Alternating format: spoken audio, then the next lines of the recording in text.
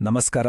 ಇವತ್ತಿನ ನಮ್ಮ ವಿಶ್ಲೇಷಣೆಯಲ್ಲಿ ಒಂದು ರಾಜಕೀಯ ಪ್ರಚಾರದ ಹಿಂದಿರುವ ತಂತ್ರಗಾರಿಕೆಯನ್ನ, ಅದರಲ್ಲೂ ಆಧುನಿಕ ಡೇಟಾ ಆಧಾರಿತ ತಂತ್ರಗಾರಿಕೆಯನ್ನ ಆಳವಾಗಿ ಅರ್ಥ ಮಾಡಿಕೊಳ್ಳೋಣ. ಇದು ಕೇವಲ ಒಂದು ಕ್ಷೇತ್ರದ ಕಥೆಯಲ್ಲ, ಇದು ಇವತ್ತಿನ ರಾಜಕೀಯ ವಾಸ್ತವದ ಒಂದು ಪ್ರತಿಬಿಂಬ. ಹಾಗಾದ್ರೆ ಇವತ್ತಿನ ಕಾಲದಲ್ಲಿ ಒಂದು ಚುನಾವಣೆಯನ್ನ ನಿಜವಾಗಿಯೂ ಗೆಲ್ಲೋದು ಹೇಗೆ? ದೊಡ್ಡ ದೊಡ್ಡ ಭಾಷಣಗಳಿಂದನ ಅಥವಾ ಟಿವಿ ಚರ್ಚೆಗಳಿಂದನ? ಬಹುಶಃ ಇಲ್ಲ. ನಿಜವಾದ ಗೆಲುವು ಅಡಗಿರುವುದು ತುಂಬಾ ಸೂಕ್ಷ್ಮವಾದ ವಿಚಾರಗಳಲ್ಲಿ. ಆ ಗೆಲುವಿನ ರಹಸ್ಯ ಇರೋದು ರಾಷ್ಟ್ರಮಟ್ಟದ ಸುದ್ದಿಗಳಲ್ಲ, ಬದಲಿಗೆ ಕರ್ನಾಟಕದ ಸಿ.ವಿ. ರಾಮನ್ ನಗರದಂಥ ಒಂದೇ ಒಂದು ಕ್ಷೇತ್ರದ ಸಣ್ಣ ಸಣ್ಣ ಸ್ಥಳೀಯ ವಿವರಗಳಲ್ಲಿ. ನಿಜವಾದ ರಾಜಕೀಯ ಆಟ ನಡೆಯೋದೇ ಇಲ್ಲಿ, ಜನರ ನಡುವೆ. ನಮ್ಮ ಈ ವಿಶ್ಲೇಷಣೆಯ ಪಯಣ 6 ಹಂತಗಳಲ್ಲಿ ಸಾಗಲಿದೆ. ಮೊದಲು ಕ್ಷೇತ್ರದ ವಾಸ್ತವ ಅಂದ್ರೆ ಏನು ಅಂತ ನೋಡೋಣ. ಆಮೇಲೆ ಮತಗಳ ಲೆಕ್ಕಾಚಾರ, ಹಾಲಿ ಶಾಸಕರು ಎದುರಿಸೋ ಸವಾಲುಗಳು, ಮತದಾರರ ಮನಸ್ಥಿತಿ ಹೇಗಿರುತ್ತೆ, ಆಡಳಿತಕ್ಕೆ ಒಂದು ನೀಲನಕ್ಷೆ ಹೇಗಿರಬೇಕು, ಮತ್ತು ಕೊನೆಯದಾಗಿ ಗೆಲುವಿನ ಹಿಂದಿನ ಅಸಲಿ ವ್ಯೂಹ ಯಾವುದು ಅನ್ನೋದನ್ನ ಬಿಡಿಸಿ ನೋಡೋಣ.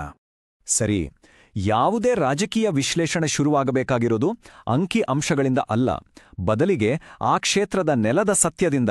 ಅಂದ್ರೆ ಅಲ್ಲಿನ ಜನರ ದಿನನಿತ್ಯದ ಬದುಕಿನ ಸಮಸ್ಯೆಗಳೇನು, ಅವರ ಸಂಘರ್ಷಗಳೇನು ಅಂತ ಅರ್ಥ ಮಾಡ್ಕೊಳ್ಳೋದ್ರಿಂದ. ಈ ಕ್ಷೇತ್ರದ ಅತಿ ದೊಡ್ಡ ಸಮಸ್ಯೆ ಅಂದ್ರೆ ನಿರುದ್ಯೋಗ. ಅದರಲ್ಲೂ ಕೋವಿಡ್ ನಂತರ ನಗರದ ಬಡವರಲ್ಲಿ ನಿರುದ್ಯೋಗದ ಪ್ರಮಾಣ ಸುಮಾರು 47%ಗೆ ಏರಿದೆ. ಅಂದ್ರೆ ಪ್ರತಿ ಇಬ್ರಲ್ಲಿ ಒಬ್ರು ಕೆಲ್ಸವಿಲ್ಲದೆ ಪರದಾಡ್ತಿದ್ದಾರೆ. ಇದು ವಿಶೇಷವಾಗಿ ಯುವಕರು ಮತ್ತು ದಿನಗೂಲಿ ಕಾರ್ಮಿಕರ ಮೇಲೆ ಭಾರಿ ಪರಿಣಾಮ ಬೀರಿದೆ. ಇನ್ನು ಎರಡನೇ ಪ್ರಮುಖ ಸಮಸ್ಯೆ ಕುಡಿಯೋ ನೀರು. ಇದು ಕೇವಲ ಅಂಕಿಅಂಶ ಅಲ್ಲ, ಜನರ ದಿನನಿತ್ಯದ ಬವಣೆ. ಇಲ್ಲಿನ ನಿವಾಸಿಗಳ ಮಾತಲ್ಲೇ ಹೇಳೋದಾದ್ರೆ ಅವರಿಗೆ ನೀರು ಸಿಗೋದೇ ದಿನದ ಕೆಲವೇ ಗಂಟೆಗಳು. ಉಳಿದ ಸಮಯದಲ್ಲಿ ದುಬಾರಿ ಬೆಲೆಯ ಟ್ಯಾಂಕರ್ಗಳನ್ನೇ ಅವಲಂಬಿಸಬೇಕು. ಇದು ಬದುಕಿನ ಒಂದು ಭಾಗವೇ ಆಗಿ ಹೋಗಿದೆ. ಹಾಗಾಗಿ ಒಟ್ಟಾರೆಯಾಗಿ ನೋಡಿದ್ರೆ ಉದ್ಯೋಗದ ಸಮಸ್ಯೆ, ನೀರಿನ ಕೊರತೆ, ಮುಚ್ಚಿಹೋದ ಚರಂಡಿ, ಟ್ರಾಫಿಕ್ ಮತ್ತು ಹಾಳಾದ ರಸ್ತೆಗಳಂತಹ ಮೂಲಸೌಕರ್ಯದ ಕೊರತೆ ಮತ್ತು ಸರ್ಕಾರಿ ಯೋಜನೆಗಳು ಸರಿಯಾಗಿ ತಲುಪ್ತಿಲ್ಲನ್ನೋ ನಿರಾಸಕ್ತಿ, ಈ 4 ಅಂಶಗಳೇ ಈ ಕ್ಷೇತ್ರದ ರಾಜಕೀಯದ ದಿಕ್ಕನ್ನ ನಿರ್ಧರಿಸುತ್ತೆ. ಸರಿ, ಜನರ ಸಮಸ್ಯೆಗಳನ್ನ ಅರ್ಥ ಮಾಡ್ಕೊಂಡ್ವಿ. ಈಗ ಈ ಸಮಸ್ಯೆಗಳು ಮತದಾನದ ಮೇಲೆ ಹೇಗೆ ಪರಿಣಾಮ ಬೀರುತ್ತೆ ಅಂತ ನೋಡೋಣ. ಅಂದರೆ ಕಥೆಯ ಹಿಂದಿರೋ ಸಂಖ್ಯೆಗಳನ್ನ ಅರ್ಥ ಮಾಡ್ಕೊಳ್ಳೋ ಸಮಯ. 2018 ಮತ್ತು 2023ರ ಫಲಿತಾಂಶಗಳನ್ನ ಹೋಲಿಸಿ ನೋಡಿದ್ರೆ ಒಂದು ಆಸಕ್ತಿಕರ ವಿಷಯ ಗೊತ್ತಾಗುತ್ತೆ. ಬಿಜೆಪಿ ಮತ್ತು ಕಾಂಗ್ರೆಸ್, ಈ ಎರಡೂ ಪ್ರಮುಖ ಪಕ್ಷಗಳು ತಮ್ಮ ಮತಗಳ ಸಂಖ್ಯೆಯನ್ನ ಹೆಚ್ಚಿಸಿಕೊಂಡಿವೆ. ಇದು ಹೇಗೆ ಸಾಧ್ಯ? ಇಲ್ಲಿ ನೋಡಿ, ಬಿಜೆಪಿ ತನ್ನ ಮತ ಹಂಚಿಕೆಯನ್ನ ಸುಮಾರು 9% ಹೆಚ್ಚಿಸಿಕೊಂಡಿದೆ. ಅದೇ ಸಮಯದಲ್ಲಿ ಕಾಂಗ್ರೆಸ್ ಕೂಡ 5.5% ಹೆಚ್ಚು ಮತಗಳನ್ನ ಗಳಿಸಿದೆ. ಸಾಮಾನ್ಯವಾಗಿ ಒಂದು ಪಕ್ಷ ಲಾಭ ಗಳಿಸಿದ್ರೆ ಇನ್ನೊಂದು ನಷ್ಟ ಅನುಭವಿಸಬೇಕು. ಆದರೆ ಇಲ್ಲಿ ಎರಡೂ ಪಕ್ಷಗಳು ಲಾಭ ಮಾಡಿಕೊಂಡಿವೆ. ಇದರ ಅರ್ಥವೇನು? ಇದರ ಹಿಂದಿನ ಅಸಲಿ ಕಾರಣ ಮೂರನೆಯ ಆಯ್ಕೆಗಳಾದ ಸಣ್ಣ ಪಕ್ಷಗಳು ಮತ್ತು ಪಕ್ಷೇತರರ ಮತಗಳ ಕುಸಿತ. 2018ರಲ್ಲಿ ಅವರಿಗೆ ಬಿದ್ದಿದ್ದ ಮತಗಳು 2023ರಲ್ಲಿ ಈ ಎರಡೂ ದೊಡ್ಡ ಪಕ್ಷಗಳ ನಡುವೆ ಹಂಚಿ ಹೋದವು. ಆದರೆ ಈ ಹಂಚಿಕೆಯ ಲಾಭ ಹಾಲಿ ಶಾಸಕರಿಗೆ ಸ್ವಲ್ಪ ಹೆಚ್ಚೇ ಸಿಕ್ಕಿತು. ಇದು ಕೇವಲ ಮತಗಳಿಕೆಯಲ್ಲ, ಬದಲಿಗೆ ಮತಗಳ ಕ್ರೋಢೀಕರಣದ ಆಟ. ಈಗ ದೀರ್ಘಕಾಲದಿಂದ ಅಧಿಕಾರದಲ್ಲಿರುವ ಹಾಲಿ ಶಾಸಕರ ಪರಿಸ್ಥಿತಿಯನ್ನ ನೋಡೋಣ. ಇದನ್ನ ವ್ಯಕ್ತಿಗತವಾಗಿ ನೋಡೋದು ಬೇಡ, ಬದಲಿಗೆ ಒಂದು ವ್ಯವಸ್ಥೆಯಾಗಿ ವಸ್ತುನಿಷ್ಠವಾಗಿ ವಿಶ್ಲೇಷಿಸೋಣ. ಅಂದಹಾಗೆ ಇಂತಹ ವಿಶ್ಲೇಷಣೆಗರು ನಮ್ಮ ಪ್ರಜಾಪ್ರಭುತ್ವದ ಒಂದು ಪ್ರಮುಖ ಭಾಗ. ಸಂವಿಧಾನ ನಮಗೆ ನೀಡಿರುವ ವಾಕ್ಸ್ವಾತಂತ್ರ್ಯವನ್ನ ಜವಾಬ್ದಾರಿಯುತವಾಗಿ ಬಳಸಿ ಮಾಹಿತಿ ಆಧಾರಿತ ಚರ್ಚೆಗಳನ್ನು ನಡೆಸೋದು ಪ್ರತಿಯೊಬ್ಬರ ಹಕ್ಕು ಮತ್ತು ಕರ್ತವ್ಯ. ಹಾಲಿ ಶಾಸಕರ ಸ್ಥಿತಿಯನ್ನ 2 ಮುಖಗಳಿಂದ ನೋಡಬಹುದು. ಒಂದು ಕಡೆ 2008ರಿಂದ ಅಧಿಕಾರದಲ್ಲಿರೋದ್ರಿಂದ ಬಲವಾದ ಹೆಸರು, ಕಾರ್ಯಕರ್ತರ ಜಾಲ ಮತ್ತು ಪಕ್ಷದ ಬೆಂಬಲದಂತಹ ದೊಡ್ಡ ಅನುಕೂಲಗಳಿವೆ. ಅದೇ ಇನ್ನೊಂದು ಕಡೆ ಇಷ್ಟು ವರ್ಷ ಆದರೂ ನೀರು, ಪ್ರವಾಹದಂತಹ ಸಮಸ್ಯೆಗಳು ಬಗೆಹರಿದಿಲ್ಲ ಅನ್ನೋ ಜನರ ಅಸಮಾಧಾನ ಮತ್ತು ಅವರು ಸುಲಭವಾಗಿ ಸಿಗೋದಿಲ್ಲ ಅನ್ನೋ ಗ್ರಹಿಕೆ ಕೂಡ ಇದೆ. ಇದು 2 ಅಲಗಿನ ಕತ್ತಿ ಇದ್ದ ಹಾಗೆ. ಆಧುನಿಕ ಪ್ರಚಾರ ಅಂದ್ರೆ ಇದೆ, ಎಲ್ಲರಿಗೂ ಒಂದೇ ಸಂದೇಶವನ್ನ ನೀಡುವುದಲ್ಲ, ಬದಲಿಗೆ ಮತದಾರರನ್ನ ಅವರವರ ಸಾಮಾಜಿಕ, ಆರ್ಥಿಕ ಹಿನ್ನೆಲೆಗೆ ಅನುಗುಣವಾಗಿ ಸಣ್ಣ ಸಣ್ಣ ಗುಂಪುಗಳಾಗಿ ವಿಂಗಡಿಸಿ ಪ್ರತಿಯೊಂದು ಗುಂಪಿನ ಅಗತ್ಯಕ್ಕೆ ತಕ್ಕ ಹಾಗೆ ಒಂದು ಕರಾರುವಾಕ್ ಯೋಜನೆಯನ್ನ ರೂಪಿಸೋದು. ಈ ಕ್ಷೇತ್ರದ ಜನಸಂಖ್ಯೆಯನ್ನ ನೋಡಿದ್ರೆ ಸುಮಾರು 2.6 ಲಕ್ಷ ಮತದಾರರಿದ್ದಾರೆ. ಇದರಲ್ಲಿ ಅಂದಾಜು 60,000 ಪರಿಶಿಷ್ಟ ಜಾತಿಯವರು, 40,000 ತಮಿಳು ಭಾಷಿಕರು ಮತ್ತು 40,000 ಅಲ್ಪಸಂಖ್ಯಾತರು ಇದ್ದಾರೆ. ಅಂದ್ರೆ ಯಾವುದೇ ಗೆಲುವಿನ ತಂತ್ರಗಾರಿಕೆ ಈ ಪ್ರಮುಖ ಗುಂಪುಗಳನ್ನು ನಿರ್ಲಕ್ಷಿಸೋ ಹಾಗೆ ಇಲ್ಲ. ಇದೇ ನೋಡಿ ಸೂಕ್ಷ್ಮ ಕಾರ್ಯತಂತ್ರ.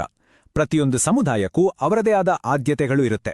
ಹಾಗಾಗಿ ಯುವಕರಿಗೆ ಉದ್ಯೋಗ ಮೇಳ, ಮಹಿಳೆಯರಿಗೆ ಸುರಕ್ಷತೆ ಮತ್ತು ಆರೋಗ್ಯದ ಭರವಸೆ, ಪರಿಶಿಷ್ಟ ಜಾತಿ ಪಂಗಡದವರಿಗೆ ಸ್ಕಾಲರ್ಶಿಪ್ ಮತ್ತು ವಸತಿ, ತಮಿಳು ಭಾಷಿಕರಿಗೆ ಅವರ ಭಾಷೆಯಲ್ಲೇ ಪ್ರಚಾರ ಮಾಡಿ ಅವರ ಸಮಸ್ಯೆಗಳನ್ನು ಬಗೆಹರಿಸೋ ಮಾತು, ಹೀಗೆ ಪ್ರತಿಯೊಬ್ಬರನ್ನೂ ತಲುಪೋ ಒಂದು ಕರಾರುವಾಗ್ ಪ್ರಯತ್ನ ಇದು. ಸರಿ, ಸಂದೇಶಗಳು ಸರಿ. ಆದ್ರೆ ಇವತ್ತಿನ ಮತದಾರರಿಗೆ ಬರೀ ಮಾತುಗಳು ಸಾಕಾಗಲ್ಲ. ಅವರಿಗೆ ಬೇಕಾಗಿರೋದು ಕೆಲಸ. ಹಾಗಾಗಿ ತಂತ್ರಗಾರಿಕೆಯ ಹೃದಯ ಭಾಗಕ್ಕೆ ಬರೋಣ. ಜನರ ಸಮಸ್ಯೆಗಳಿಗೆ ಕೇವಲ ಭರವಸೆ ಅಲ್ಲ, ಬದಲಿಗೆ ಖಚಿತ, ಸಮಯಬದ್ಧ ಮತ್ತು ಅನುದಾನ ಸಹಿತ ಯೋಜನೆಗಳನ್ನು ನೀಡುವುದು. ಇಲ್ಲಿ ನೋಡಿ, ಪ್ರಚಾರನ ಭರವಸೆಗಳು ಎಷ್ಟು ನಿರ್ದಿಷ್ಟವಾಗಿವೆ.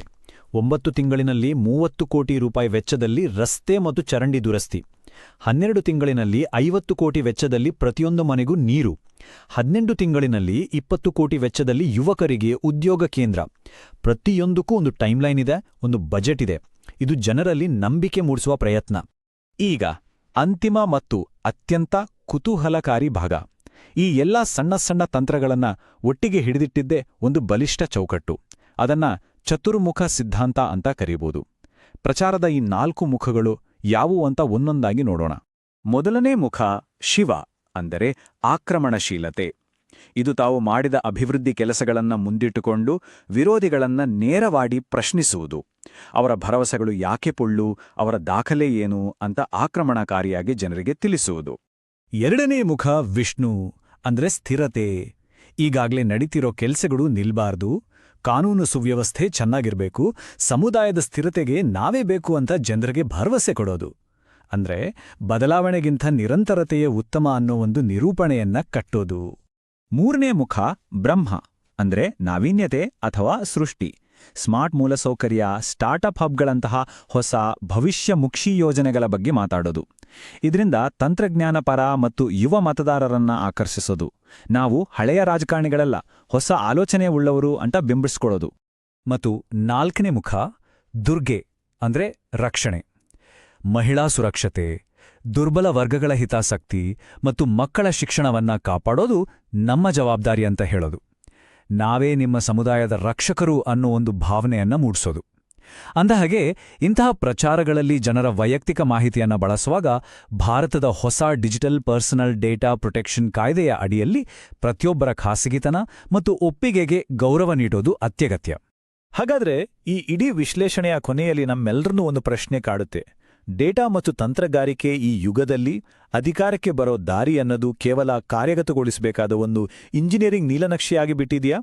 ಗೆಲುವು ಕೇವಲ ಗಣಿತವೇ? ಅದರಲ್ಲಿ ಭಾವನೆಗಳಿಗೆ, ಮೌಲ್ಯಗಳಿಗೆ ಜಾಗವೇ ಇಲ್ವಾ? ಇದರ ಬಗ್ಗೆ ಯೋಚಿಸಬೇಕಾಗಿದೆ. ನೀವು ಜನಕೇಂದ್ರಿತ ನಾಯಕರಾಗಿ ನಿಮ್ಮ ಕ್ಷೇತ್ರವನ್ನು ಉನ್ನತೀಕರಿಸಲು ಬಯಸಿದ್ರೆ blueprintstrategies.ai ಅನ್ನು mgr@blueprintstrategies.ai ನಲ್ಲಿ ಸಂಪರ್ಕಿಸಿ ಅಥವಾ 08042041602ಗೆ ಕರೆ ಮಾಡಿ. ರಾಜಕೀಯವನ್ನು ಮೀರಿದ ಉದ್ದೇಶ.